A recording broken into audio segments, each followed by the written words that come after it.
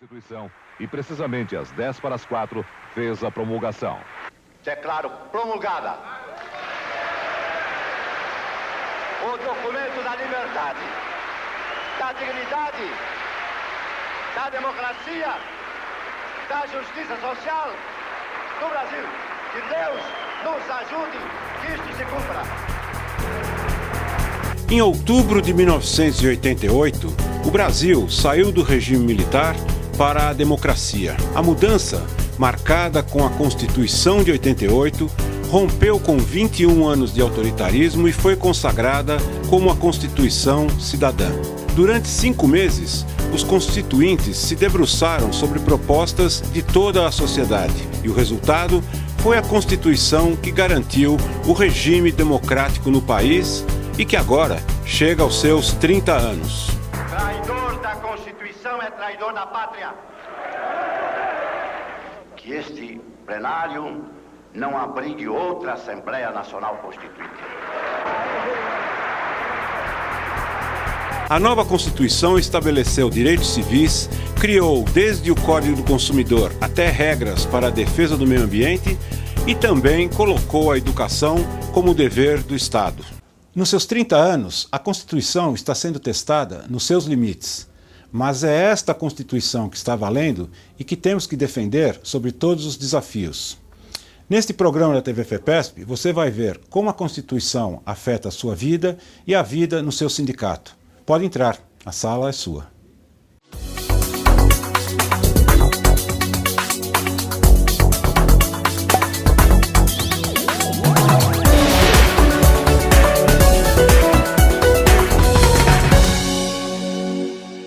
Olá, esse é mais um Sala de Professores, que é o programa da FEPESP. Como sempre, agradecemos a sua participação e agradecemos a sua audiência.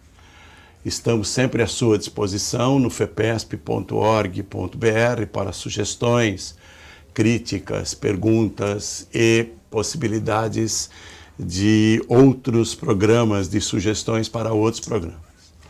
Hoje é um programa especial em função dos 30 anos da Constituição, que foi promulgada no dia 5 de outubro de 1988. Então, o ano de 2018 comemora os 30 anos da Constituição, depois dos 21 anos do regime ditatorial, da ditadura militar, e também comemora os 30 anos da Federação dos Professores do Estado de São Paulo, da FEPESP.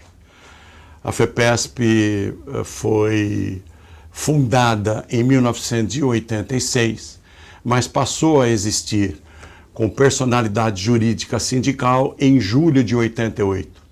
Então, a denominação da FEPESP e a Constituição da FEPESP, ela é anterior à Constituição do Brasil.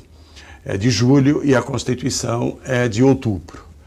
E para a gente trocar uma bola, bater uma bola, trocar opiniões e conversar sobre a Constituição brasileira e sobre também a comemoração dos 30 anos da FEPESP, nós temos aqui hoje o professor Luiz Antônio Barbacle, que é presidente do Sindicato dos Professores de São Paulo e vice-presidente da FEPESP. Aliás, o Luiz Antônio foi o primeiro presidente da FEPESP.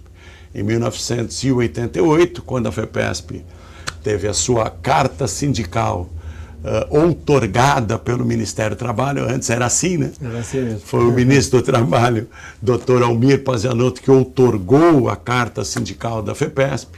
O Luiz Antônio era o presidente e foi o presidente nos 2 primeiros períodos, nas 2 primeiras gestões da FEPESP. Olá, Luiz Antônio, tudo bem? Celso, tudo bem? É uma boa recordação esses 30 anos de federação. Um trabalho muito bonito que nós fizemos lá, e você estava junto com a gente. E naquele momento a carta era expedida, como você disse, pelo Ministério do Trabalho para as federações e para as confederações pelo presidente da República. Isso foi uns momentos antes da Constituição, uma vez que a Constituição depois, no artigo 8º, diz que nós temos a liberdade e autonomia sindicais para fazermos os nossos trabalhos e as nossas entidades sindicais. Então, naquele momento, é um momento mágico, realmente, porque nós conseguimos romper uma barreira que existia na unicidade das federações e conseguimos fazer a federação. E logo depois, o trabalho que nós desenvolvemos juntos na Constituinte para a assinatura da Constituição no dia 5 de outubro.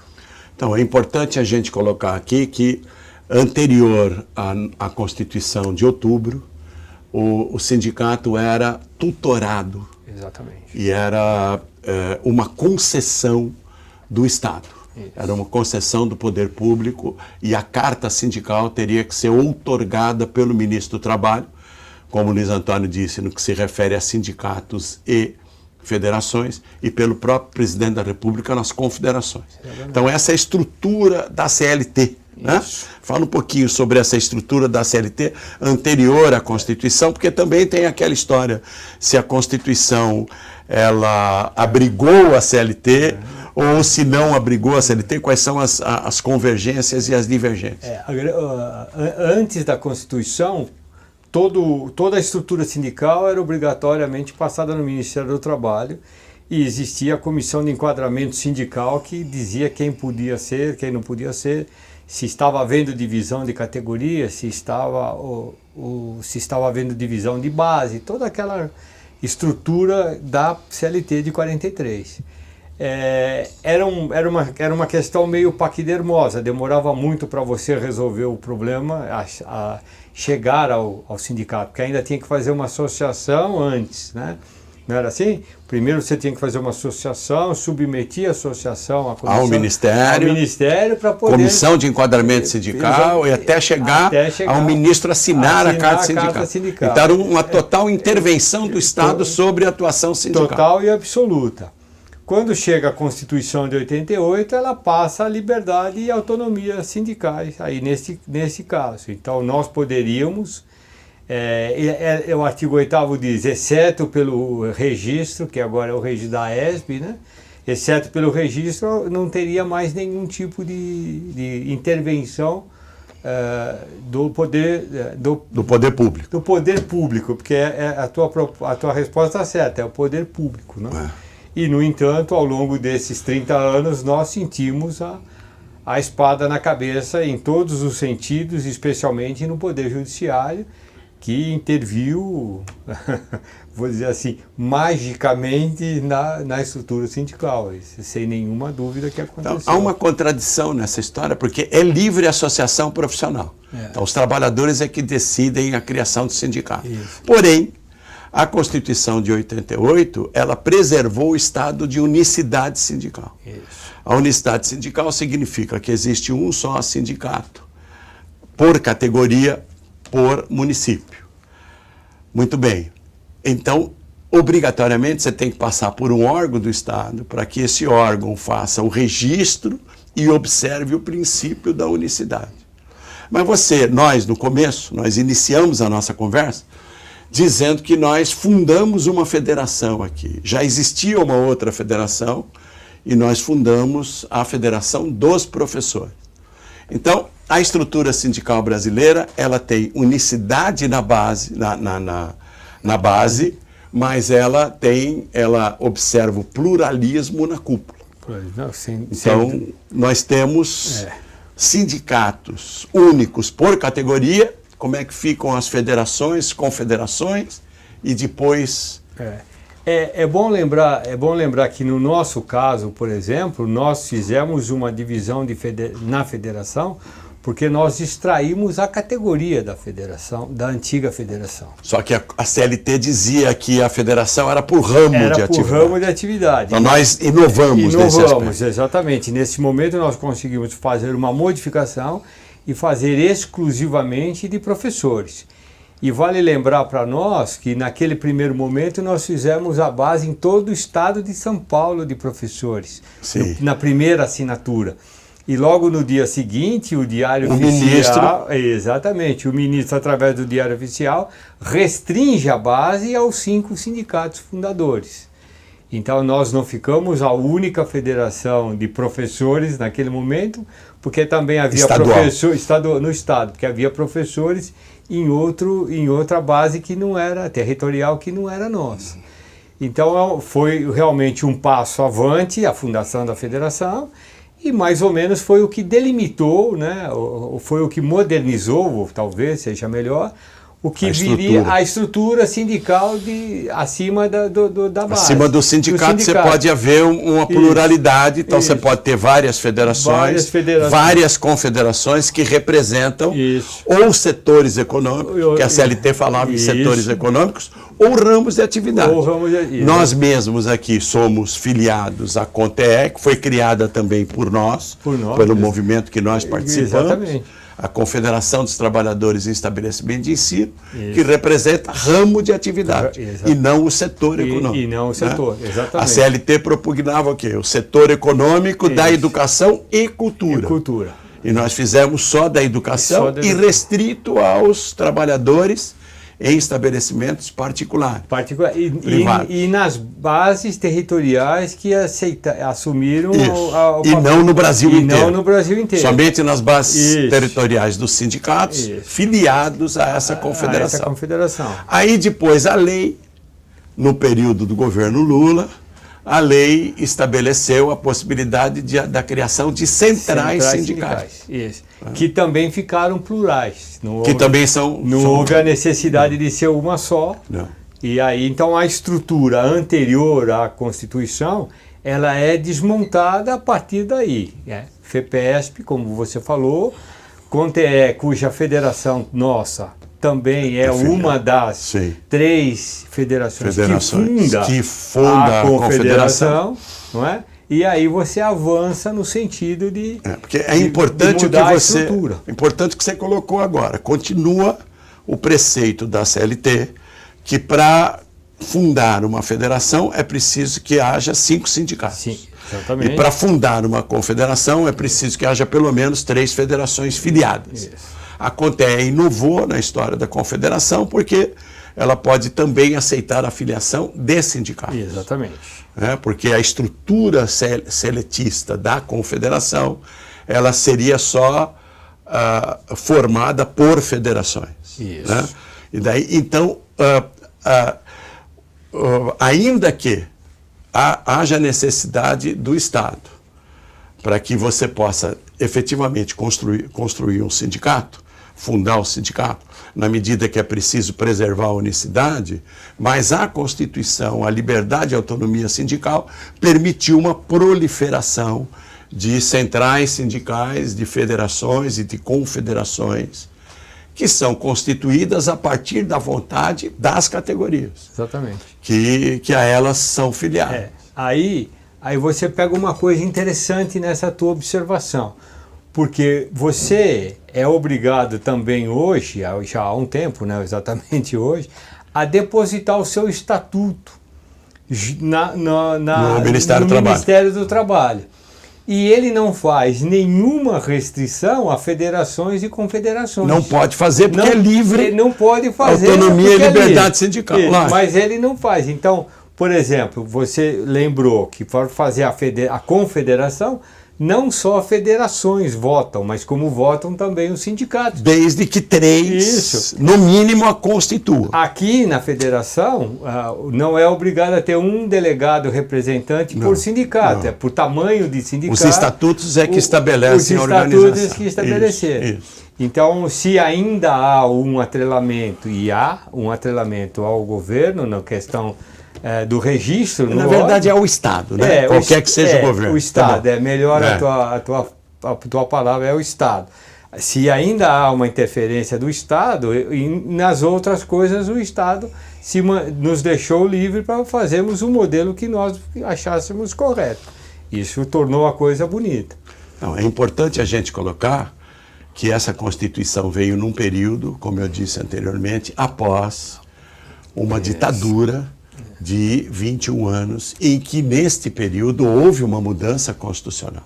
Isso. Então, quando iniciou o processo constituinte de 1988, que aí sim ele inicia para romper o período ditatorial Então, não há que se falar em constituinte mais, porque não há o que romper hoje em dia. Né?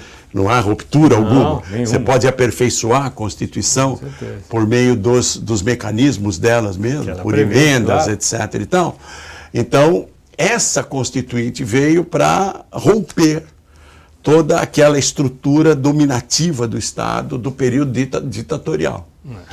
E aí, então, que tem alguns capítulos consagrados da Constituição, que são, inclusive, considerados cláusulas pétreas, que não podem ser modificados em hipótese alguma, exatamente para nos precaver contra a opressão de uma ditadura, porque naquele momento a palavra de ordem era ditadura nunca mais. E eu acho que tem que ser até agora. Então, nós estamos já no encerramento do primeiro bloco, a conversa é boa, passa rápido, e é esse assunto que eu vou propor a você para a gente começar a discutir no próximo bloco, sobre a questão das garantias dos direitos individuais, sociais, etc. Permaneça com a gente, a sua companhia é sempre muito agradável. A gente volta daqui a pouquinho. Obrigado. Você sabia? Se a escola te dispensar hoje, ela paga todos os seus salários até o fim do semestre. Paga tudo, até o último dia. Essa é a sua garantia semestral de salários. Sabia disso? Os seus filhos têm direito à bolsa de estudo na escola em que você leciona. Janelas entre aulas são pagas no mesmo valor da sua aula normal. Recesso de 30 dias, férias coletivas estão garantidas aos professores. Você tem direito a seguro de vida em grupo. Professor admitido agora não pode ganhar menos do que quem está já na escola. Professora que deu à luz tem 60 dias de estabilidade depois que voltar da licença. E isso vale também para o caso de adoção ou guarda. Sabia disso? Isso não está na CLT, não é ordem do MEC e nem é bondade da escola. Isso é a sua convenção coletiva. Foi você que conseguiu isso, junto com o seu sindicato na campanha salarial. Lembra? Garantimos nossos direitos e o que está na convenção vale para todos, todos, sem exceção. Todos ganham, todos colaboram. Custa pouco para cada um e vale muito para você. Fortaleça o seu sindicato, fique sócio, sindicalize-se.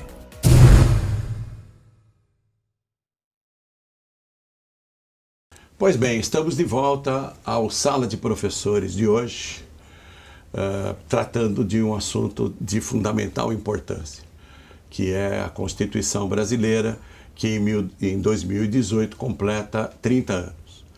Uma Constituição ainda muito nova, e há setores da sociedade irresponsáveis pretendendo rasgá-la, o que não pode acontecer absolutamente. Como estava dizendo no bloco anterior, há possibilidade, lógico, de aperfeiçoamento da Constituição em função de novos tempos, etc., por meio de emendas constitucionais, mas não simplesmente rasgar a Constituição e fazer outra, absolutamente, né? Porque essa Constituição ela foi fruto de uma experiência, de um trabalho muito grande de toda a sociedade, né? Foi um período muito rico de discussões, de um retorno à democracia, em que a sociedade toda se rejubilou com os novos tempos que estavam surgindo no nosso país.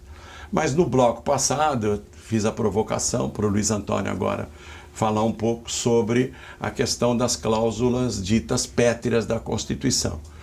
Porque nós ultrapassamos um período ditatorial, é óbvio, nós tínhamos que celebrar os direitos dos cidadãos, os direitos individuais, os direitos coletivos e os direitos sociais.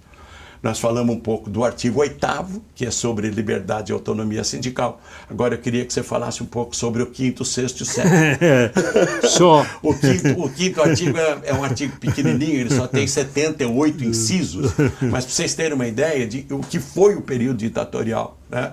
Que nós precisávamos inserir todas as garantias para que ficassem estabelecidas na Constituição, que deveriam ser preservadas. Eu sempre pensei isso que eu vou dizer, que nós colocamos todas as nossas neuras dentro da Constituição. Tudo que a gente imaginou que não poderia voltar foi colocado dentro da Constituição. E ela acabou ficando aparentemente muito longa. Mas como você ressaltou, ela criou mecanismos para se modificar. Então ela não ficou uma Constituição estanque, ela foi ao longo do tempo sofrendo modificações de questões que num determinado momento eram vistas de forma diferente. Vale lembrar que nós tínhamos a Constituição em 46, que é a 45, 46, que vai eleger o Gaspar Dutra. Depois depois de um período de ditadura. Depois nós vamos ter uma Constituição em 67, que parece que uma pessoa sozinha fez a Constituição. É a Constituição de notáveis. De notáveis, né? Já ouvi essa história recentemente. E tem a Constituinte, que é a representação da sociedade. E tem coisas todas que a sociedade foi colocando, que precisavam ser colocadas. Então, penso que nesse período aí, de 86 a 88, que a Constituinte foi trabalhando, ela gera tudo que a gente precisa, inclusive lembrando do artigo 1º, todo o poder emana do povo e em nome dele é exercido. Que até aquele momento não era bem verdade, né? Porque era um congresso totalmente guiado que fazia a solução na época da ditadura. Que era um congresso, vamos chamar de permitido. O congresso permitido. Quando saía do figurino, fechava. Fechava, isso. Ou quando a coisa não estava andando bem, ato institucional. Que foi a última vez em 77, que mudou completamente. Não, em 77 o pacote de abril. O pacote de abril com o senador Biônico. O terceiro senador. E aí ainda pego aí, não é exatamente o ponto, mas para a gente lembrar, o terceiro senador biônico é consagrado na Constituição de 88. Isso, mas aí não biônico, aí eleito. Não biônico, mas eram dois. Inventaram um terceiro. Inventaram um terceiro nomeado. E a Constituição pôs um terceiro. E a Constituição consagrou os três, porém eleitos. Né? Então essa são questões que vieram vindo. Eu gosto muito do artigo 7º, que fala dos direitos dos trabalhadores. Sim. Que ali nós, efetivamente, vamos trabalhar todo o processo que você tem, das questões que os trabalhadores urbanos e rurais. Essa introdução da palavra rural modifica completamente as relações de trabalho que nós tínhamos até 88. Os rurais passaram a ser considerados trabalhadores. O único pecado da Constituinte foi o empregado doméstico. Isso. Que depois foi resgatado. Recentemente. Então, inclusive os rurais passam a ter direito à aposentadoria. Em 88. Então, embora não contribuísse. Não contribuísse. Mas se reconhece o trabalho. Que está absolutamente. Veja quantas pessoas, partes da sociedade se integraram para fazer isso. Sim. Os índios, os quilombos, todo mundo vai trabalhar nessa. E todo mundo se integra na sociedade brasileira e é considerado cidadão e com direito. Isso. Então é o artigo 7º, que são os direitos dos trabalhadores urbanos e rurais. Sim. Então tem férias, tem 13º, tem fundo de garantia, tem direito à aposentadoria. Tá? São coisas que no primeiro momento, hoje parece até normal, comum, mas que não eram tão significativamente normais e até 88. Dentro desse processo todo, vou voltar nessa ideia. Nós também conseguimos, a Constituição também prevê a sua modificação. Sim. Em 2 vezes em cada Câmara, com maioria absoluta. E 2 votações, 2 votações em cada uma das câmaras. No Senado e na Câmara. Exatamente, que é para você ter... Com 3/5, que é uma maioria qualificada, que é para não ser modificada a qualquer momento, por qualquer vontade de uma minoria. Qualquer vontade de uma minoria. Então, realmente, eu penso que aí nós temos uma situação que ela, como disse Ulisses, né, é a Constituição cidadã. Ela realmente traz a Constituição para o povo brasileiro. E a bem da verdade aqui, na minha opinião, evidentemente a bem da verdade não é, na minha opinião, ela é muito nova. E nós precisamos ter tempo para amadurecê-la. Esse me parece que é um problema que nós temos hoje. Nós temos que ter um tempo para que ela amadureça. Sim. Ela enquanto Constituição e ela enquanto democracia. Que no primeiro momento nós imaginávamos que a democracia estava garantida de todo jeito. Hoje nós temos um pé atrás com relação à manutenção da questão da democracia. Esse livrinho aqui, ele não pode de jeito nenhum ser rasgado. Então, você falava das cláusulas pétreas que você vai tocar agora, mas eu acho que esse é um problema que nós temos que enfrentar e olhar com firmeza para que esse livro não seja modificado a bel prazer. Principalmente, eu considero que a Constituição de 88, ela tem mecanismos de se constituir num seguro anti-governantes, como eu diria, que não tem lá uma inclinação muito democrática, ou que tem uma determinada inclinação para um autoritarismo.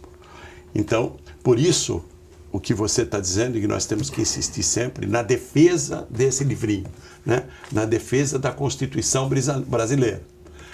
Ela pode ser alterada, ela pode ser modificada, ela pode ser aperfeiçoada, mas há que observar a maioria qualificada e há que observar a votação nas duas câmaras e na votação dos dois turnos. Certeza. Não pode ser modificada a bel prazer. Por exemplo, na minha opinião pessoal, o instituto do impeachment tem que ser rediscutido. Com certeza. Porque, da maneira como ele está sendo aplicado, ele pode ser vulgarizado.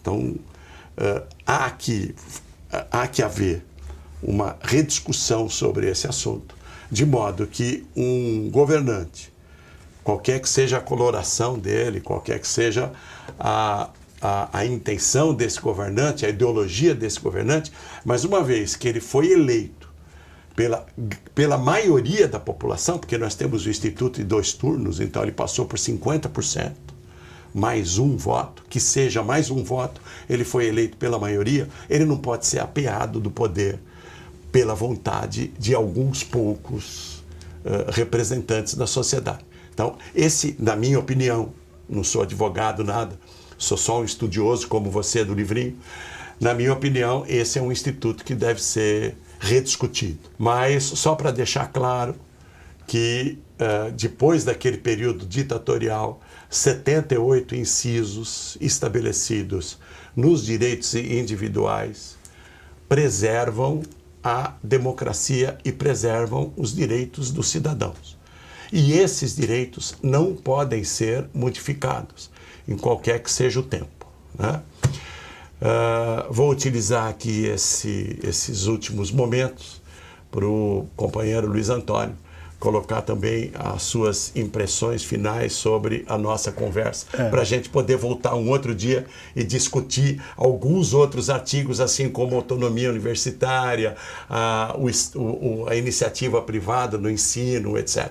Mas isso vai ser assunto de uma outra ocasião. Luiz. Foi muito bom estar presente aqui, falar um pouco sobre o nosso pensamento da Constituição. Realmente nós passamos o nosso tempo estudando-a, porque ela é de grande significativo, e agradeço e sucesso na nossa televisão. E a gente aqui da FEPESP agradece o companheiro, que é vice-presidente da FEPESP também, Luiz Antônio Barbagli, presidente do Sindicato dos Professores, e temos a honra de tê-lo aqui na sala de professores. E você, meu amigo, você, minha amiga, que nos prestigia com a sua audiência. Critique, sugira, colabore, participe. fepesp.org.br e até o próximo Sala de Professores. Muito obrigado.